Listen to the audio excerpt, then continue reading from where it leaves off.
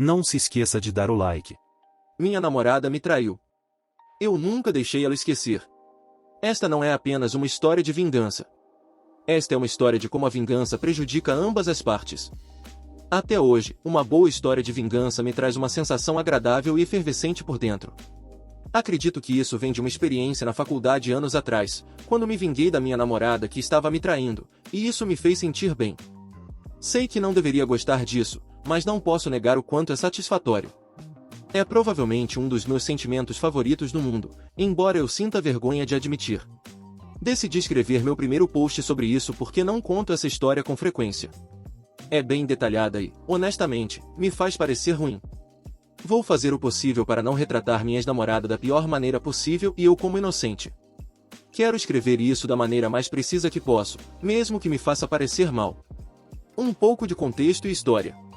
Na época desta história, eu jogava basquete universitário de primeira divisão em uma faculdade e viajava muito, semanalmente para diferentes cidades e estados, e minha vida inteira girava em torno disso.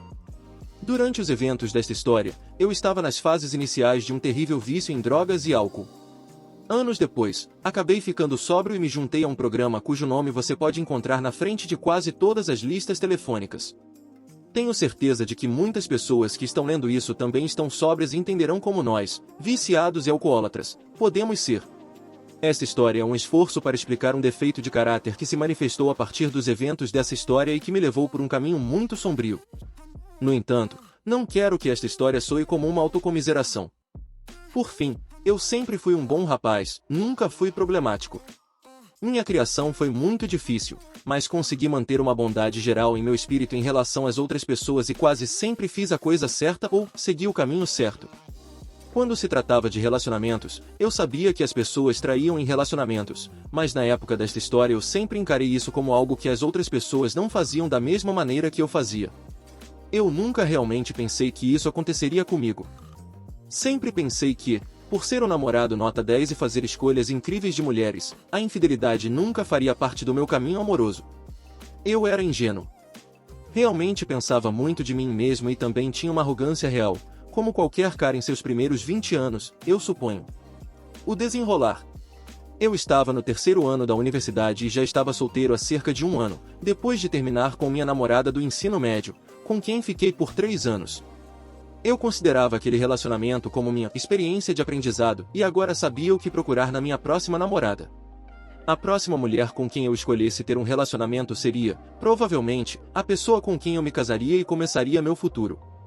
Eu sei que era jovem e ingênuo e achava que sabia de tudo, haha. Eu tinha meus olhos em uma garota da minha faculdade, a chamaremos de Lisa. Eu via Lisa nas instalações atléticas da faculdade, os locais de treinamento das equipes da universidade e os vestiários. Lisa corria na equipe de atletismo e era muito boa. As várias equipes esportivas frequentemente faziam festas, e eu sabia que na primeira que a visse, eu me apresentaria e tentaria conversar um pouco com ela para ver onde isso nos levaria. Logo depois, vi Lisa em uma dessas festas, e nos cruzamos nas escadas. Trocamos olhares, e ela sorriu para mim. Iniciei uma conversa com ela, e depois de trocar algumas palavras, trocamos números de telefone.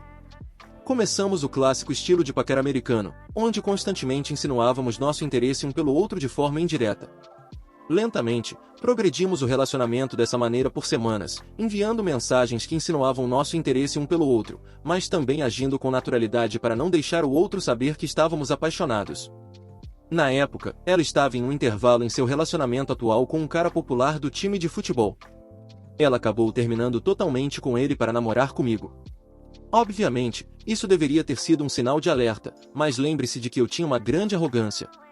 Na época, o fato de ela ter deixado esse cara para namorar comigo só me deu um complexo de superioridade.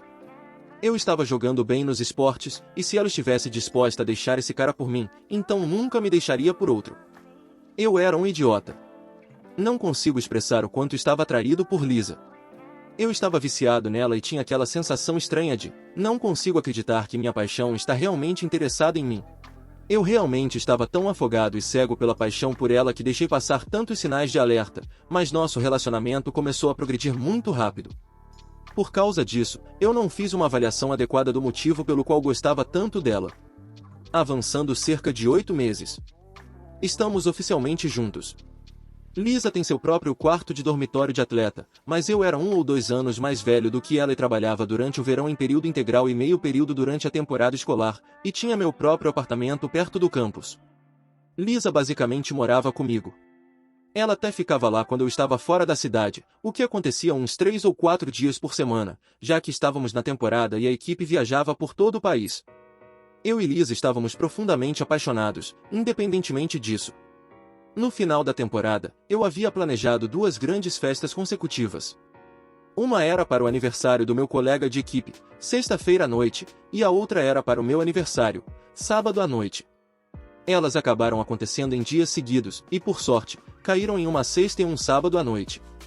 Eu e Lisa bebemos bastante na sexta-feira à noite e acabamos tendo relações sexuais sem proteção. Lisa usava um aplicativo de calendário de acompanhamento do período em seu telefone. Ela estava dormindo, e eu, bêbado, me lembrei de que ela sempre marcava em seu calendário quando tínhamos relações sem proteção, para que ela soubesse se deveria se preocupar caso perdesse o período. Ela frequentemente perdia o período devido ao treinamento atlético. Meu cérebro embriagado achou que ela deveria registrar isso no calendário agora, porque esqueceríamos no dia seguinte, já que estávamos muito alterados. Acordei e disse: "Você pode anotar no calendário que tivemos relações sem proteção." Nesse ponto, já eram umas 5 da manhã, e estávamos bêbados a ponto de estarmos exaustos. Ela desbloqueou o telefone e abriu o aplicativo, mas antes de conseguir fazer isso, caiu no sono. Então, peguei o telefone enquanto ele ainda estava desbloqueado e tentei descobrir como registrar isso no calendário por conta própria. Observação: durante todo o nosso relacionamento, Lisa constantemente mexia no meu computador e telefone. Ela era muito insegura e sempre tinha suas suspeitas. Eu não me importava que ela fizesse isso o tempo todo. Ela nunca encontrou nada, porque eu nunca fiz nada suspeito, nunca. Novamente, olhando para trás, isso é uma bandeira vermelha óbvia que eu perdi. Lembre-se de que eu pensava que essa garota nunca me trairia. Portanto, este não é um daqueles casos em que eu mexi no telefone dela em busca de algo e acabei encontrando. Neste caso, eu estava tentando inocentemente navegar por esse maldito calendário de período enquanto estava bêbado e não estava de forma alguma suspeitando de nada. Quando olhei para o aplicativo do calendário de período no telefone de Lisa, vi vários marcadores em diferentes dias de cada mês. Cada marcador tinha uma cor diferente, então abri um deles para ver o que significavam as cores. Percebi que o vermelho obviamente representava o período dela, e havia também marcadores pretos que mostravam quando tínhamos tido relações sem proteção. Foi nesse momento que meu coração afundou no estômago. Esse maldito calendário estava cheio de marcadores pretos. Parecia um tabuleiro de damas com apenas algumas peças vermelhas sobrando e todas as malditas peças pretas. Havia marcadores pretos em datas em que eu estava em uma cidade diferente jogando basquete. Eu continuei abrindo todos os marcadores pretos, retrocedendo por todo o nosso relacionamento. Não tínhamos relações sexuais sem proteção com muita frequência. Talvez 1 ou 2 vezes por mês. Ela havia escrito os nomes dos caras com quem teve relações sem proteção na seção de notas dos marcadores pretos. Houve um total de 4 caras ao longo de todo o nosso relacionamento que ela permitiu que a penetrassem sem proteção. Alguns meses tinham quase 1 dúzia desses malditos marcadores pretos. Às vezes havia 2 em um único dia. Olhando para trás, eu me pergunto se havia mais homens não listados que eu não vi, porque ela claramente só acompanhava os caras e às vezes que teve sexo sem proteção.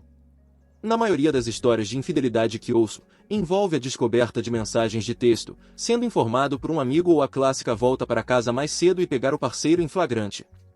Eu, por outro lado, descobri um maldito livro de registros documentado de quase todas as vezes em que ela traiu e teve relações sem proteção. Entre os 4 caras que descobri, um deles era o ex dela, a quem ela originalmente deixou para namorar comigo. Me trair com ele era uma ocorrência comum. Havia algum outro cara desconhecido com quem ela claramente estava dormindo regularmente. Os 2 últimos pareciam ser apenas algo ocasional, mas, como eu disse, esses marcadores eram apenas as vezes em que ela teve relações sexuais sem proteção. Portanto, quem sabe qual era a história real ali? Eu fiquei sóbrio rapidamente. Continuei olhando as mensagens e chamadas de Lisa e não encontrei nada.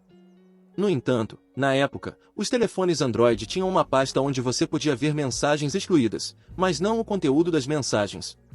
Ela tinha milhares de mensagens e chamadas excluídas, mas eu não conseguia ver o que diziam, apenas vi os números e fiz uma rápida busca no Facebook, correspondendo um deles com o ex dela, além de mais meia dúzia de caras aleatórios. A pior parte foi que encontrei 2 dos meus colegas de equipe, um deles eu era realmente próximo. Eu apenas coloquei o telefone de lado depois de alguns minutos. As evidências eram avassaladoras. Quanto mais parecia olhar para o telefone, mais minhas entranhas começavam a doer. Me senti tão derrotado. Não consigo descrever completamente o sentimento, mas tenho certeza de que qualquer pessoa que estiver lendo isso e tenha pego um parceiro infiel sabe do que estou falando. Me senti tão burro por confiar nela e não ter suspeitas dela. Eu não conseguia parar de pensar em como me arrependia de todas as vezes em que tive uma oportunidade de trair e permaneci fiel a Lisa. Me senti como um idiota por não tê-la traído quando poderia. Minha lealdade parecia uma perda de tempo.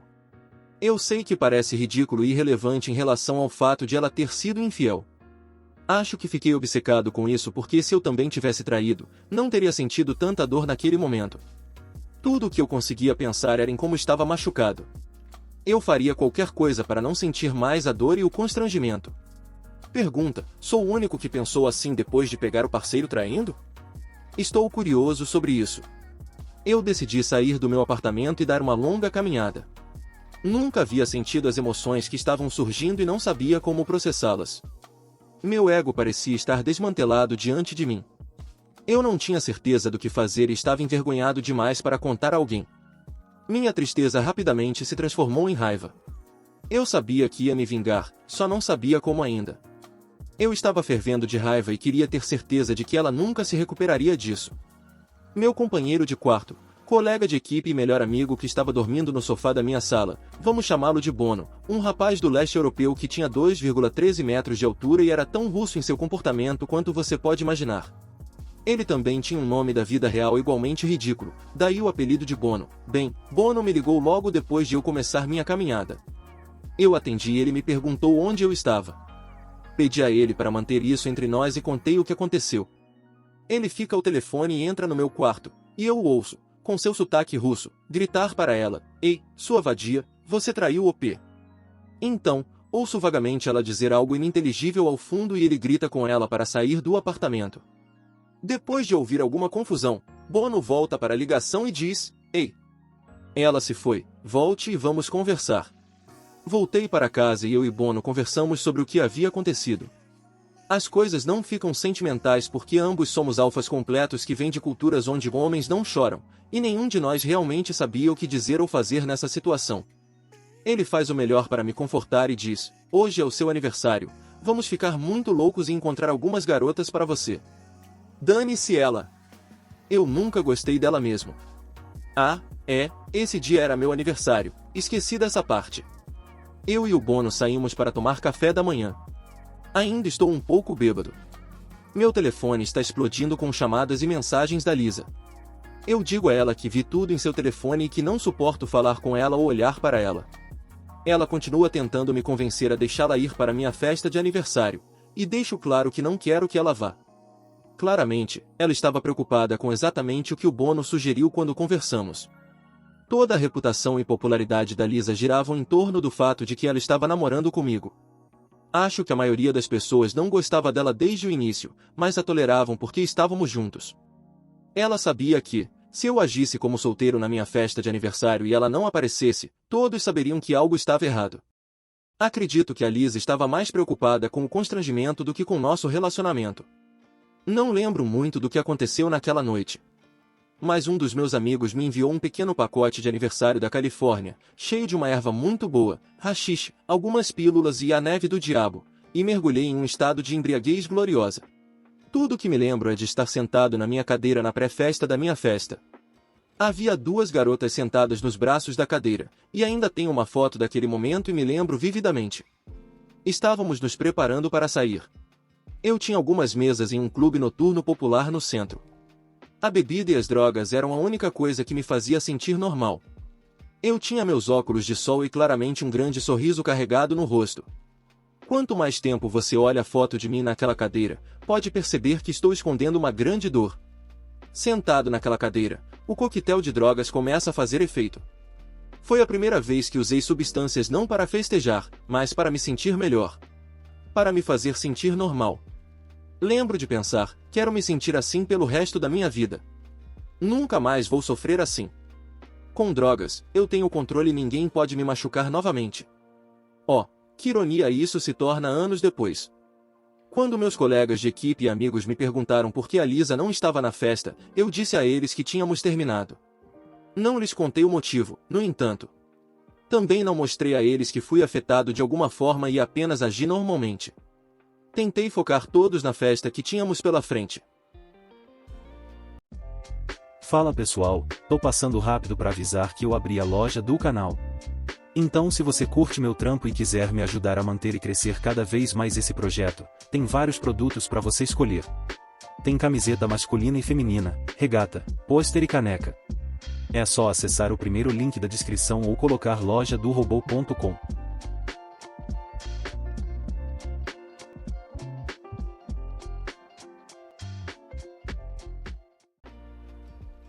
A vingança. Então, esta é uma daquelas histórias de vingança que foi apenas meio planejada. Eu sabia que queria me vingar da Lisa por me machucar tanto. Mas meio que improvisava conforme as oportunidades surgiam. Meu espírito bondoso original morreu no meu aniversário naquela cadeira. Todas as minhas morais foram para o espaço. Nunca traí em relacionamentos, portanto, acreditava que nunca seria traído. Agora percebo quão burro isso é, mas era o que eu pensava na época. Eu não me importava com o dano colateral que causaria, desde que minha missão de machucar a Lisa o máximo possível fosse cumprida. Assim, continuei todos os dias da minha vida com essa nova mentalidade egoísta.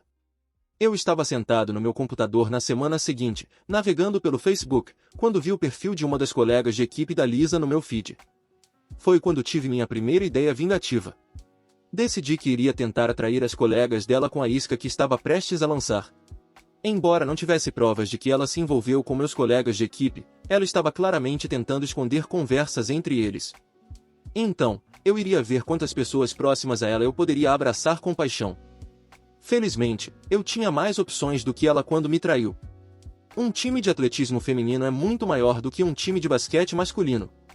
E muito mais bonito.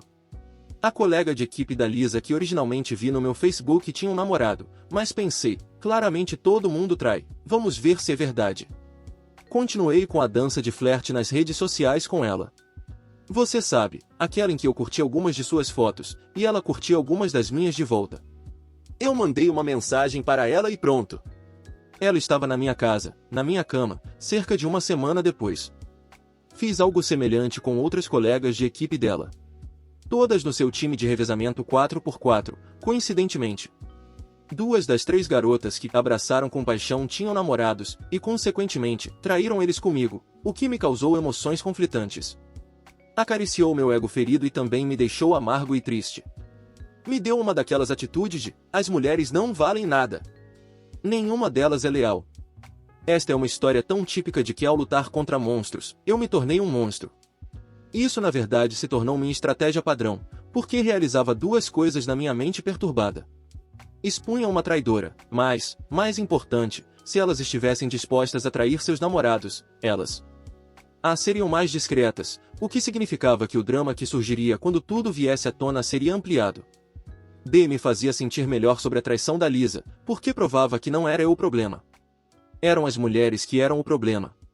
Eu sei que é errado, mas era o que eu pensava na época. Comecei a colecionar algo de cada garota com quem me envolvia, como um sutiã, uma calcinha ou algumas joias etc. Não por algum motivo assustador, mas isso é importante mais tarde e fazia parte do meu plano. Às vezes, nem precisava tentar. Uma garota deixou um par de sapatos bem distintos. Eu sabia que a Lisa saberia de quem eram os sapatos. Pertenciam à garota com quem o ex-namorado da Lisa se envolveu depois que eles terminaram, o que a deixou muito chateada porque era amiga dela. Agora, isso a deixaria ainda mais chateada porque a mesma garota dormiu com os 2 ex-namorados dela. Especialmente tentei coletar itens se fosse algo que eu sabia que a Lisa poderia distinguir, como um suéter da equipe feminina de atletismo com o nome de suas colegas de equipe. Depois de um tempo, eu tinha coletado 1 tonelada de coisas. Depois de alguns meses, o namorado de uma das colegas de equipe da Lisa descobriu sobre mim e sua namorada, e isso deu início a uma grande e bela explosão de eventos dramáticos com ela e suas colegas de equipe. Isso levou todas a descobrirem a promiscuidade umas das outras. O drama foi enorme. Até mesmo seus treinadores tiveram que se envolver, ficou tão ruim. Isso me fez sentir tão poderoso de uma maneira má, mas ao mesmo tempo satisfatória. Me apaixonei pela destruição que estava causando. A parte mais incrível disso tudo foi que, naquela mesma semana, a equipe de relações públicas de atletismo havia colocado enormes cartazes meus por todo o campus, promovendo o próximo jogo. Eles estavam em toda parte. Alguns dos cartazes ocupavam um lado inteiro dos prédios. Então, a Lisa e suas amigas tinham que me ver por todo o campus todos os dias, enquanto esse drama estava acontecendo ao redor delas. Eu me sentia como um ditador triunfante. Foi glorioso e patético ao mesmo tempo. Até mesmo o treinador delas acabou tendo uma reunião séria com o departamento de conformidade e os treinadores da minha equipe. Meus treinadores riram literalmente dela, dizendo: "Isso parece ser um problema interno, mas o OP não fez nada ilegal ou violou nenhuma política da escola, então não há nada que possamos fazer." Isso enfureceu o treinador da equipe de atletismo feminina. A equipe delas se desintegrou. A classificação nacional delas começou a despencar. Depois, o treinador da Lisa também se meteu em problemas por ter sido pego rasgando alguns dos cartazes menores com a minha imagem no campus durante um acesso de raiva. Eu adorei tudo isso. Continuei a jogar lenha na fogueira. Postando fotos minhas com garotas, sorrindo, sendo feliz sempre que podia no Facebook e Instagram. Mas por baixo de tudo, eu estava amargurado. Eu estava tão imerso na minha nova mentalidade que já havia esquecido o garoto ingênuo de coração bondoso que costumava ser. Odiava meu eu anterior por deixar que alguma garota me emasculasse. Eu estava cheio de autopiedade olhando para trás, é deprimente. No entanto, ninguém sabia, porque eu mantinha a atitude do cara legal na frente das pessoas.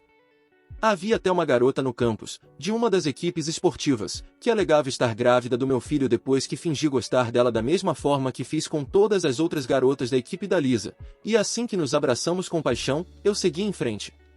É uma história longa, mas acabou que ela não estava grávida, mas a notícia ou fofoca que surgiu com isso aprofundou ainda mais a ferida na Lisa.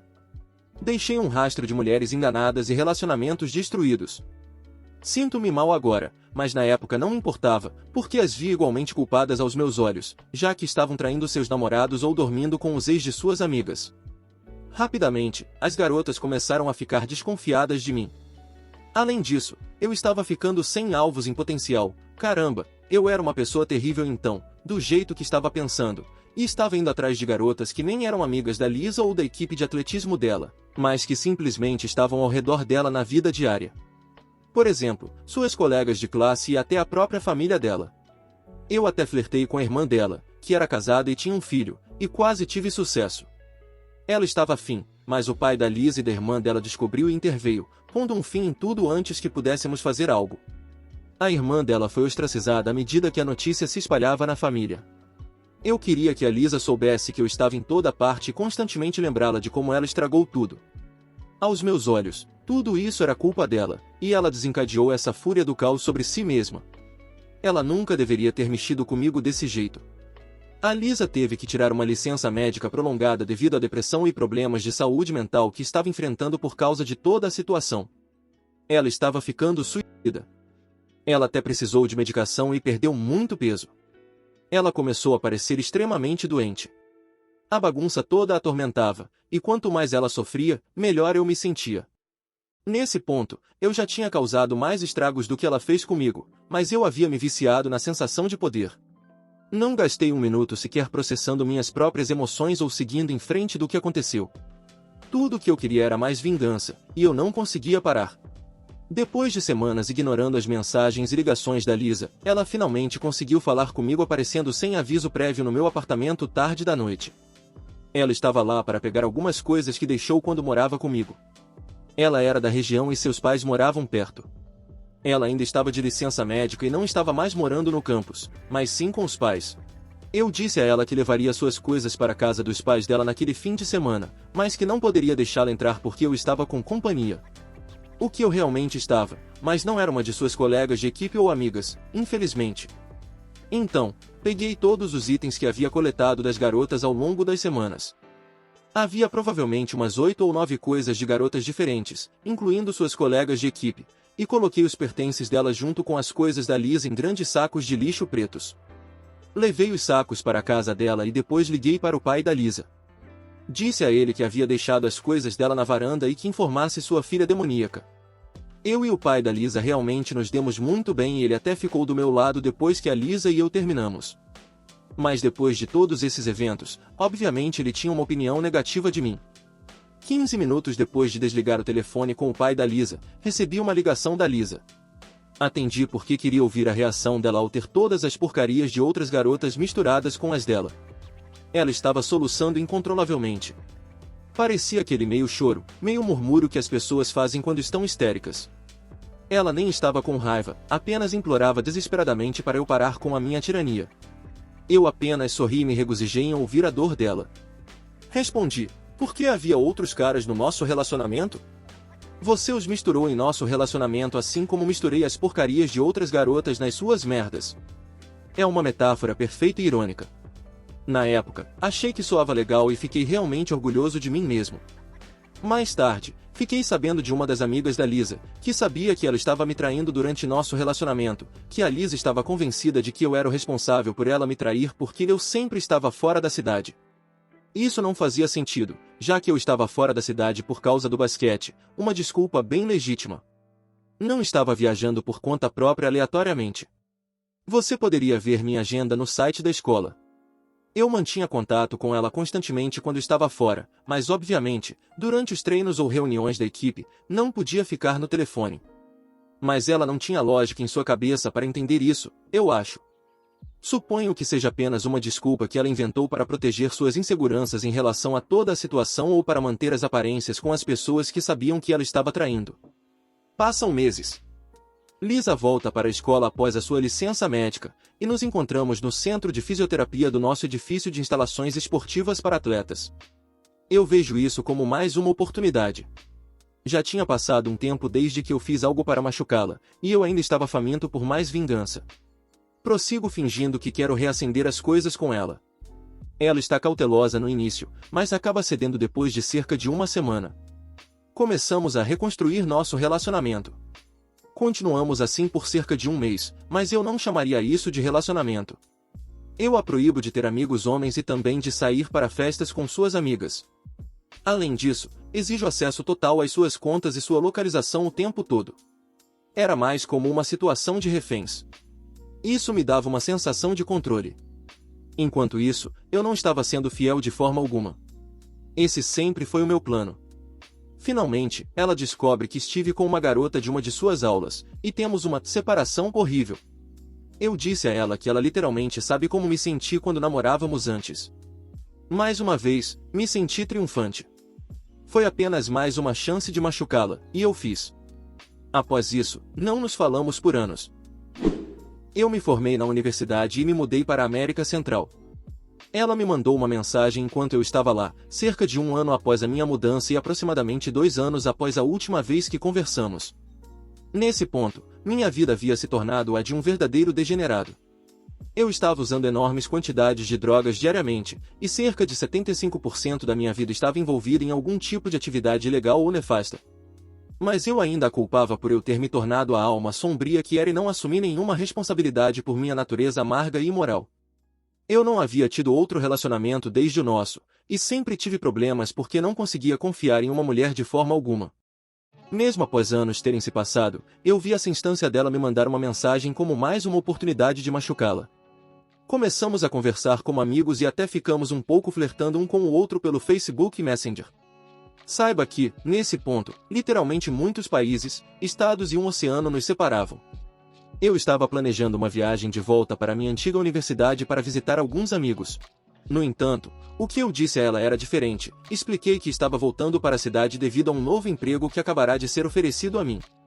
Decidimos nos encontrar quando eu voltasse e ver se havia algo que valesse a pena salvar entre nós.